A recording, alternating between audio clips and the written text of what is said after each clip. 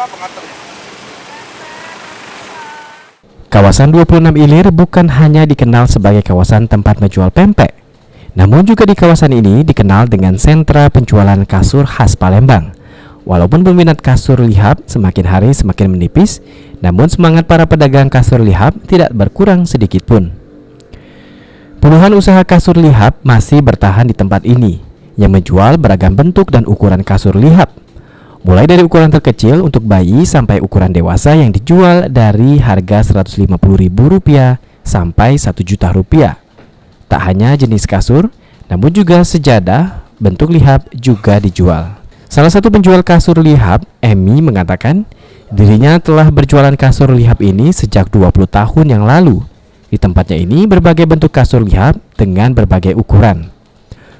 Walaupun omset pendapatan penjualan kasur lihap ini jauh menurun, namun Emi yakin bahwa kasur lihap ini masih tetap laku dan ada pangsa pasarnya tersendiri. Bu, kita jualan kasur lihap ini sudah berapa lama, Bu? 20 tahunan. 20 tahun. Untuk sekarang ini cak mana, Bu, penjualan kasur lihap itu? Ya agak menurun lah. Agak menurun untuk kualitasnya agak menurun. Karena untuk produksinya agak tak jauh turun sekarang persaingannya. Persaingannya. Oke. Dalam sebulan tuh bisa ngelaku ke berapa kasur, Bu? Nggak bisa diprediksi. Paling sekarang. banyak, Bu? Paling banyak kali yang ya kita nggak ada orang mahal ya. Kalau yang agak lancar tuh murah, lancar.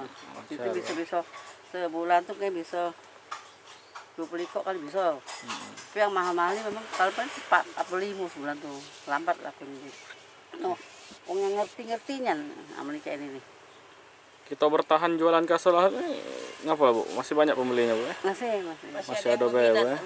Ya, malah aku pengen itu, maaf jangan, Bu. Susah, Bu, kayak kami cari kalau butuh kasur. Oke. Masih yang minat. Nah, bagi pemirsa PAL TV yang mencari tempat jualan kasur lihap kawasan Pasar 26 ini, bisa dijadikan salah satu alternatif untuk membeli kasur lihap. Irawan, PAL TV.